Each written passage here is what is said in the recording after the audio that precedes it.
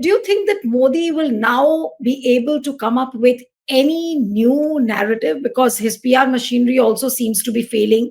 Nothing seems to be working. Whatever they are doing is actually going against the wind. So, which means that Modi doesn't have any new story to tell the people. And do you think that is the reason why he's now playing the victim card like what he did today? He's going and almost on the verge of crying. He didn't shed tears, but you would really call it crying. That, see, those two boys, boys or men or whatever he calls them, the Rahul and Tejasvi, are abusing me. He's trying to evoke sympathy. Then he's trying to say that, oh, those two men have called Chhath Puja a drama. And there is not even an iota of evidence that any opposition leader has called Chhath Puja a drama. But he goes on the stage, tells the people that, look, these two people have called Chhath Puja a drama. What does this show? I mean, what is the kind of story he's trying to tell the people? Frankly, Nilu, I can tell you that Mr. Modi playing victim and saying that the others are abusing him is uh, such an exaggeration, for the simple reason that the biggest victim of abuse politics in this country, extremely unsubstantiated charges, ad hominem attacks, disenfranchised as a member of parliament, has been Rahul Gandhi. I know that for a fact because I've been part of the Congress for a very long time. Rahul Gandhi has been literally hung from the tallest tree by the thinnest thread, by the extremely foul, and I would call it as a vulgar propaganda spread through fake news and alternative truths.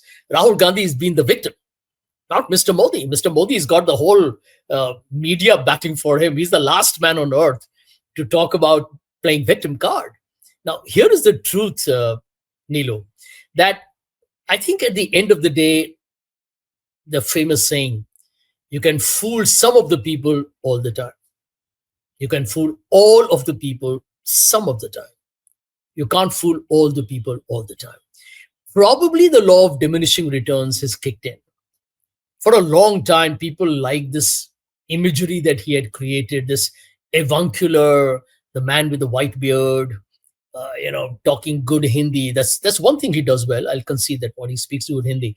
And but the content, the whole spin, this attempt to say, let's destroy the opposition. Even now, his language is very coarse. It's about destroying the opposition. Congress Mukt Bharat was his slogan. Wipe out the opposition. Look at the way he's abused the opposition through instruments of investigating agencies like the EDs, income tax, etc. This has not been a level playing field.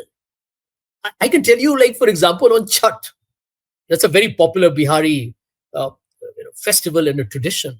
My mother used to do Chhath.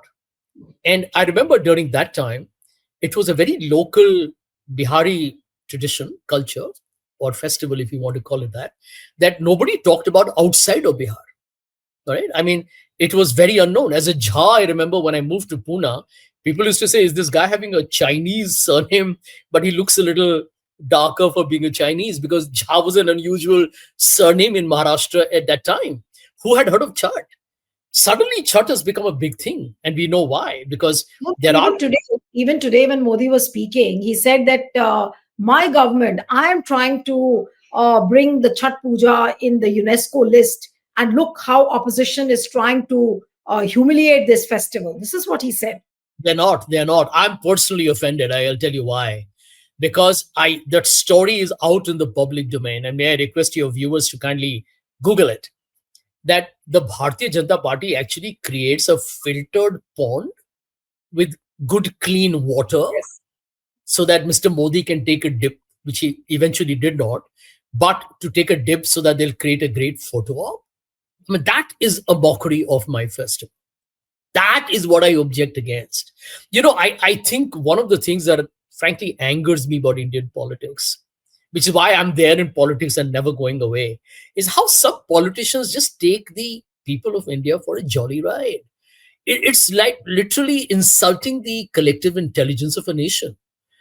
Anywhere in the world, Nelu, if the people of this country knew that a prime minister's party is trying to create this kind of a fake environment for a photo op which will become a political message, I would say the government ought to be in the docks. Here, nothing happens because the media will never talk about it. You are, but nobody else will. Electoral bonds, why didn't this government come down? This government should have had to resign. Everybody's cool. Nobody has a problem. If you look at even the last issue, well, let me mention that on your program.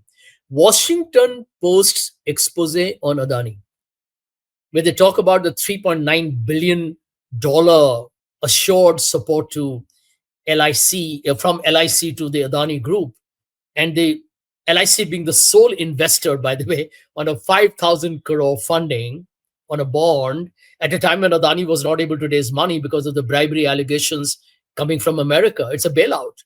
Anywhere in the world, can you imagine Donald Trump, or for that matter, Mr. Starmer surviving it? Impossible. But in India, everything is okay because we are like all okay.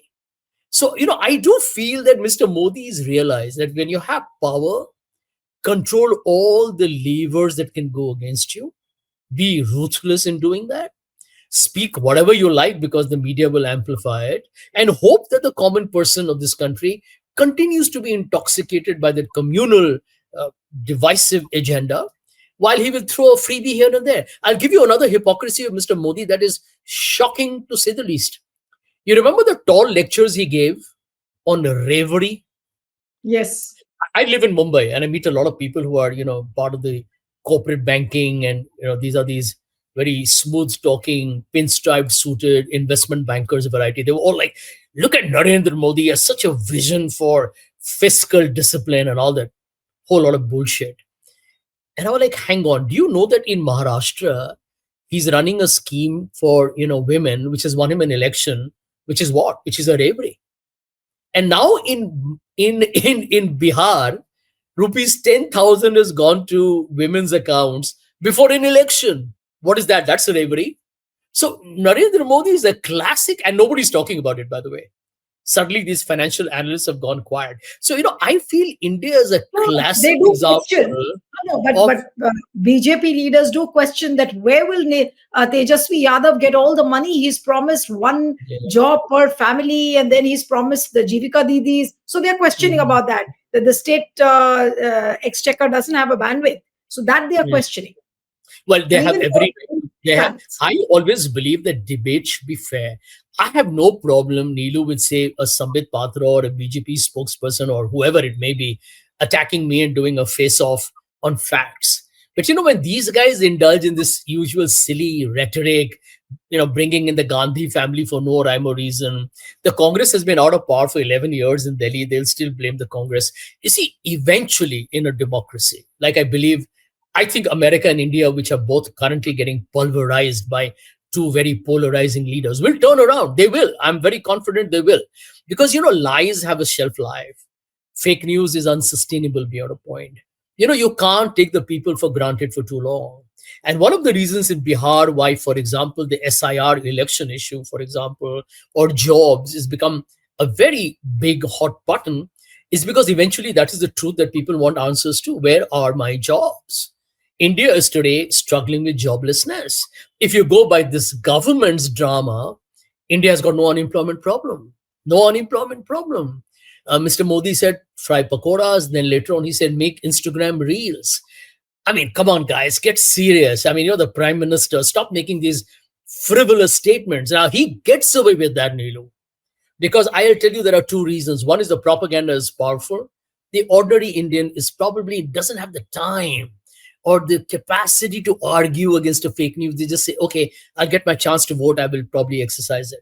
But a large section of India's intelligentsia, what I call as people who are exposed to education and living in big cities and, even in smaller cities with good education, they're choosing to be quiet. And I think, as they say in a democracy, silence, when that becomes exercised across the board, where people say, let some people do the fight. Let Neelu Vyas fight. Let Ravish Kumar fight. Let Rajdeep Sardesai fight. Let Rahul Gandhi and Tejasvi fight. Let Sanjay Jha fight. If they leave it to just a handful of us, they're basically, kind of saying, listen, we may agree with you, but we are not going to fight with you. But should you win, we are happy to be on your side. I think that has helped Mr. Modi remain in power for a much longer time. I hope Bihar is the point where that turns because it's good for India. I think the So, BJP Sanjay, losing good for yeah, India at this point. But do you think that the people can now see through the frivolity and the fakery of Prime Minister Modi? Because it seems it's all about fakery. Because this Yamuna Pond you were talking about, we must not forget that he's also made fake classrooms while giving presentations and while talking about education. There have been Yeah. fake classrooms, there have been fake uh, ponds for Chhath Puja. So, can people really see through now? Well, I'm hoping so. I'm very optimistic by nature. I never give up. I always believe that giving up uh, is a permanent solution to a temporary problem. You got to hang in there. You got to fight. And how do you fight? You got to fight democratically. You got to fight not just through elections. You got to fight through protests. You got to fight through communication. I think political communication is a very important part of the pushback. And therefore, I feel that, end of day, the opposition here needs to be a lot more, I would say, energetic. I won't use the word aggressive. Be energetic, reach out to people. I believe the ordinary Indian, even if they have supported BJP in the past, when they see something going wrong, they are not going to tolerate it. Congress made the mistake of assuming that people who supported you will be with you forever. But when they felt that there were some weaknesses in the Congress that were not being fixed, they moved away. I think that big chunk of voters is willing to happily come back to the center, to the Congress and the opposition. But the opposition needs to be very confident and tell the people why it's important that each Indian matters in bringing India back to track. I'm Correct. saying so here without absolutely batting an eyelid. The longer this government lasts in power, the more they will perpetuate corruption, which is now endemic. The more the systems will be captured by people with a very authoritarian predilection. You will see the culture of fascism become even deeper. People will not be aware of what the truth is from the fake. And eventually, at some point, we all become robotic. I'm reminded of George Orwell's 1984. Everyone Yeah. says the big brother, I love him. And I think that could be a problem. I have a feeling that at this point, Rahul Gandhi has risen to the challenge outstandingly. A lot of the opposition have got their act together. Rahul needs to be given full credit for the way he's exposed the election commission for not being transparent in several of their issues in terms of the way they've conducted the elections and the voting. India is at the moment, in my opinion, ready for change. It's at a tipping point. Mr. Modi's popularity, manufactured for too long, is beginning to crumble. I would say at this point, the opposition needs to seize the moment, win Bihar despite the headwinds, and change the national narrative. My last question, Sanjay, now is that the brand Modi seems to be tapering. But how long do you see the shelf life? Supposing if NDA loses Bihar elections, what happens to that brand Modi then? Well, Nilu, I have never sat on the fence. I always believe in life, you must have an opinion, you must have a view. It's very easy to be in the middle. So I will take a position. I believe the India alliance ought to win Bihar.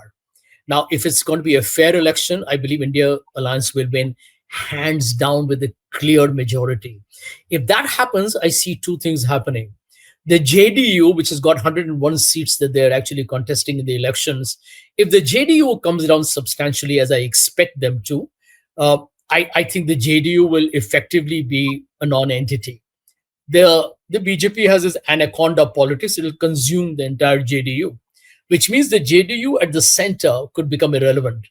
And if they have any self-respect, they'll probably pull out of the government, which means that Chandrababu Naidu will have a greater say. And Chandrababu Naidu at that point could then take his call because he's smart enough to be aware that you can't bank on the BJP because the BJP is waiting to enter Andhra just like the way they entered Maharashtra and Bihar using the opposition alliance support that they had. They are willing to do the same in Andhra Pradesh. Well, then Naidu is capable of pulling the rug from under his feet anytime next year. So if JDU pulls out, Naidu controls the reins effectively. Naidu can move out anytime because Andhra is equally susceptible to a BJP infiltration. And if that happens, who knows? Next year there will be multiple state elections. You could even have a general one. Absolutely. In fact, you were talking about Chandrababu Naidu. So before I end the program, just a little whisper in the political corridors that Nitish Kumar is talking to Chandrababu Naidu in the morning and in the evening. What they are talking, we don't know, but they are in regular touch. That is what is coming out of the corridors of power. Uh, So let, Sanjay, let me tell you something interesting what I would like to see. Obviously, I would love to see India Alliance win. JDU backs out of the central government. So you have, and Naidu backs out too. And I tell you what can happen. You have a UPA led prime minister, Naidu as a deputy prime minister, and a Nitish Kumar as a future president. Anything is possible. It's yeah, politics. And I think we have to keep this in mind that the BJP has made India's politics so transactional that while it is terribly unprincipled and unethical, I would like the UPA or rather the India Alliance to be extremely smart. It's a game of chess. Somebody makes a move, you might lose a pawn here and there, but you can still win the damn game. absolutely. And I'll go by what you said that I think India is on the cusp of a big, big change. Will the opposition seize this moment is $1 million question. Thank you so much, Sanjay, and always a pleasure having you on the program. Thank you. Thank you so Likewise, much. thank you.